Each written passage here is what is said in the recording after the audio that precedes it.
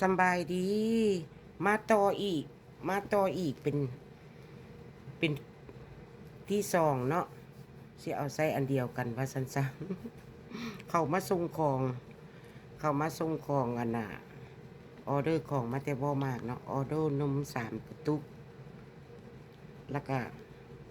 แนวกินสนอกสแน็คลิ้นหลายอันหลายแนวอยู่กินน้ำมะเกี้ยงพี่น้องอืมแซ่บเว้าเรื่องบ้านแกตู่มาแล้วผู้หญิงเขาอันต้องการนั่นนะวิตามินดีสำหรับกระดูกกระเดี่ยวเนาะแต่ว่านมมันเป็นวิตามินดีละเขากินมันจังกระดูกเขาบ่พลอยบ่พูนกระดูกเขาบ่เปลี่ยนสภาพว่าซั่นซะกินวิตามินใส่ขาดโปรตีนก็เป็นชนิดไข่ชนิดเนื้อชนิดปลาไม่หยังหั่นล่ะอันนั้นเป็นโปรตีนเนาะแต่กินกับบ่ให้กาย2-3 นิ้วดอกสเต็กก็ได้สินะซ้ำนี่กินหลายกับบ่เป็นผลประโยชน์ไข่คือกันอย่าให้หลุดมือละ2 หน่วยกินได้แฮงดีกินไข่กินหยังก็ดีเด้อมันเป็นโปรตีนกินบักทั่วเอาเว้าแล้วก็มาเว้ามาเรื่องที่ว่าโง่อวดสลาดบ่ฮู้แต่ว่าอยากมาเว้านะมันก็บ่ควรที่สิเว้าได้เกี่ยวกับเรื่องเอาเด็กเข้าโรงเรียนบ่หรือว่าเรื่องการแต่งงานการมีหนังสือหั่นน่ะเนาะเว้าแล้วก็เอาประเด็นตัวนี้ซะการมีทะเบียนสมรสมันสำคัญที่สุดบ่ว่าประเทศใดสำคัญเบิดที่สุดในชีวิตของลูกผู้หญิงคันเจ้าแต่งงานถูกต้องตามกฎหมายหรือมีหนังสือนะเจ้าได้เบิดสิทธิ์ของผัวเฮ็ดลาเหตุงานบ่ได้ดีคันสิเว้าแล้วก็ไปว่า insurance หั่นล่ะ cover หรือว่าแก้ตัวมาก็ไปว่าเจ้าก็มีสิทธิ์จองกินเงินจอกเงินแกอยู่ต่างประเทศเนาะผัวทำงานเมียก็มีสิทธิ์คือกันคันเป็นเมียบ่ได้เฮ็ดงานก็ดีซะนะ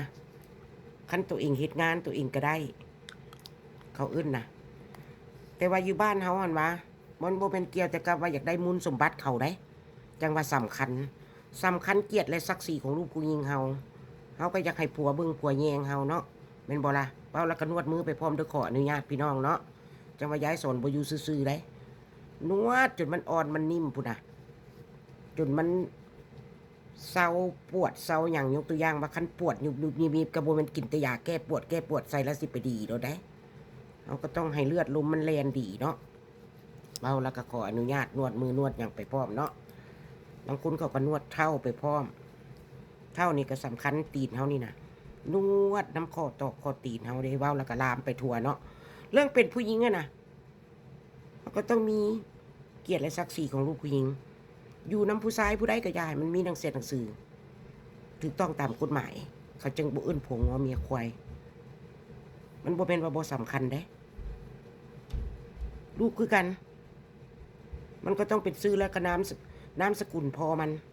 ถ้าเป็นลูกผู้ใดก็นามสกุลผู้นั้นว่าซั่นซะ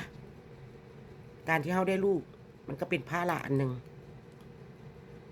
เอาใจใส่เขาให้เขาโรงเรียนเจ็บเป็นเอ็นอุ่นก็เอาไปปิ้นไปปัวเป็นประสาทบ่เป็นสมองบ่หลายคนหลายเป็นมันบ่มีแต่เฮาในลูกนี้แต่ว่าเขาต้องปิ้นตรงปัวเด็กน้อยที่ได้รับการเบิ่งแยงการปิ้นปัวมันจะเศร้าคันเด็กน้อยเว้าซ่าเว้าเขาก็มีห้องตัวหนึ่งเด็กน้อยเสียองค์ะกันแนวหนึ่งเด็กน้อยเสียองค์ะในด้านมันสมองกันแนวหนึ่งบ่แม่นว่าตู่ใหญ่ตู่เติบตู่ได้ดีแล้วสิว่าดีได้มันสมองบ่ดีแปลว่าเบิดละคนน่ะนะบางคนก็แก่ตู่มาพี่จังเป็นบ้าก็มีบางคนก็แปลว่าเป็นปัญหามาแต่น้อยๆแต่ว่าเฮาเบิ่งแยงแต่น้อยไปมันก็ดีไปบางคนเขาก็ฮู้แต่7-8 เดือน9 เดือนพี่ปีนึงพี่ลูกการเปลี่ยนลูกแปลว่าบ่สมบูรณ์แบบนะเขาเริ่มเบิ่งแยงมาแต่พุ่นแต่ว่าก็ยังบ่ล่าบ่สวยดีคนป่วยไปจนเป็นทีเนเจอร์หรือว่าเป็นผู้ใหญ่ มันจะบ่ฮู้หยังเบิดเลย มันแฮงยากการปัวผีบ้าปัวผู้ใหญ่แฮงยากคนปัวเด็กน้อยปัวเด็กน้อยยังมีการมันสมองของเขาเอาไปบ่นปรับปรุงเปลี่ยนแปลงหรือว่าสิเว้าเรื่องหนังสือการแต่งงานก็บ่เลยใส่เด็กน้อยอีกข่อยก็ดียายสอนนี่ก็บ่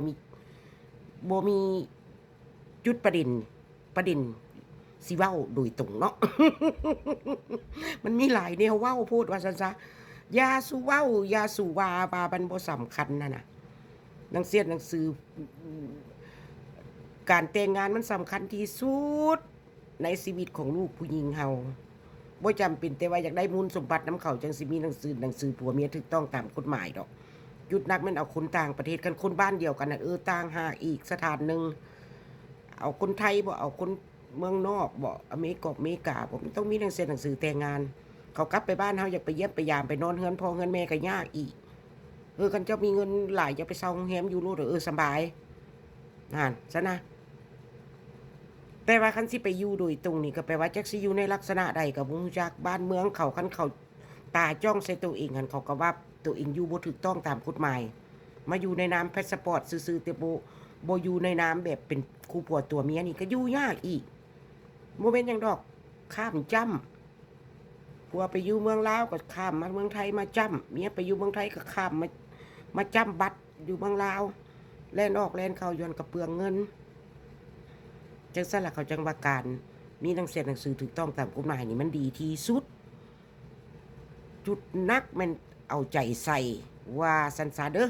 อย่าสู้ว่าบ่ดีเนาะเอาก็เว้าได้ซ้ำนี้เว้าสั้นเว้าย่อแล้วคันบ่ฮู้ก็อย่าสู้มาเว้าว่าตัวเองนี่บ่สำคัญว่าบ่สำคัญหนังสือคู่ผัวตัวเมียมันสำคัญเบิดส่วนซุแนวล่ะแนวใดถูกต้องตามกฎหมายสำคัญเบิดคันซั่นเพิ่นก็บ่ตั้งกมใส่กฎหมายขึ้นมาแนวใดที่ว่าคุณเว้าคุณว่าออกมาแนวใดมันถูกต้องเฮาก็เอาไปคิดไล่ไต่ตองมันบ่แม่นสิว่ามาตอบโต้เถียงคืนนี่เพื่อเอาชนะซื่อๆบ่มีชนะเขาแฮงจ้องตาจับตาเบิ่งแฮงอยู่ยากคันเฮาเปลี่ยนแปลงแล้วเฮาก็ภูมิใจในตัวเฮาเองบ่แม่นเฮาออกมาโต้ตอบเถียงละเฮาสิภูมิใจได้แล้วจากการโต้ตอบแล้วก็มาเสียมุกเสียใจแล้ววันนี้ว่าเป็นหยังเขาคือมาจองล่างจองผ่านเป็นหยังเขาคือมาบ่เลิกบ่แล้วบ่เศร้าจักเทื่อถามตัวเฮาเองหั่นน่ะเปลี่ยนตัวเฮาเองหั่นน่ะเฮาสิไปหยุดอย่ามาเว้าเรื่องข่อยอย่ามาเว้าเรื่องลูกข่อยบอกให้ไผบ่ได้เฮาเองผิเปลี่ยนเฮาเองน่ะจังว่าจังซั่นตัวคันผู้ใดบอกก็ว่าตัวเองใหญ่แล้วบ่อยากให้ไผมาบอกหั่นน่ะคนเฮามันเขามีโลกโซเชียลเขามีสิทธิ์บอกลางคนก็บอกไปในนามโดยดีเขาก็บ่ได้ด่าลางคนเขาสั่งแฮงเขาก็ด่าอันนั้นมันก็เป็นสิทธิของเขาตัวเองเป็นสิทธิออกมาโต้ตอบเจ้าสิอยู่ในหูหน้าตาสั่งแบบหน้าสั้นมอกก็มีแต่ความเศร้าความโศกหั่นว่าเจ้าหันเปลี่ยนเบิ่งตัวเองหันก่อนหั่นน่ะเฮาสิไปบอกคนอื่นว่าอย่ามาเหยียบอย่ามายำอย่ามาซ้ำอย่ามาเติมอย่ามาด่าข่อยเด้อข่อยเฮ็ดไปผ่านมาแล้วไว้เขาสั่งน่ะซั่นสิเอิ้นว่าคุณสั่งวะคุณสั่งมันก็เว้าไปเบิดสวนสุแนวหั่นล่ะจังซั่นล่ะการที่ว่าสิอยู่ดีมีสุขมีสงบได้สงบจิตใจของเฮาอันก่อนน่ะสตาร์ทจิตใจของเฮาอะน่ะความโกรธความเคืองบ่อยมันออกมาน่ะพยายามสมาธิเด้คันเว้าก็สิว่ากูมาสอนศาสนาอีหล่ะนะกูบ่ได้สอนศาสนาเด้อกูเว้ามันสวยได้หันใจออกซืบขึ้นยาวๆแล้วก็ค่อยพ่นออกแล้วมันก็ใจดีขึ้นมาแล้วมันก็สมองมันก็จะเวิร์กแล้วมันก็จะฮู้ว่าผู้ใดแนะนำดีหรือบ่ดีเอาเว้าแล้วก็ยาวไปทั่วเนาะพี่น้องเนาะมีโอกาสจะมาใหม่อีกว่าซั่นซะเว้ากับคนที่ว่าบ่ฮู้ฟังนี่มันก็บ่เข้าใจดอกแต่ว่าซ้ายใจแท้คันเฮาใจหายน่ะหันใจออกหันใจเข้าพี่น้องตื่นเช้ามาก่อนอื่นเบิดจะไปคิดเรื่องอื่นจะไปงมใส่โฟนโลดให้สมาธิในตัวเฮาเองเนี่ยว่าซั่นซะรับตาหันใจออกยาวๆหันใจเข้ายาวๆค่อยหันใจออกเทคแค่ตัวเฮาเองแล้วเฮาก็จังลืมน้ำตีนน้ำมือเฮาบีบนวดเอาเรียบร้อยแล้วจังลุกเนาะพี่น้องเนาะขอให้พี่น้องมีความสุขกายสบายใจอย่าเจ็บอย่าจนร่ำรวยบ๊ายบายฮักเบิดสุขุสุคนสำบายดี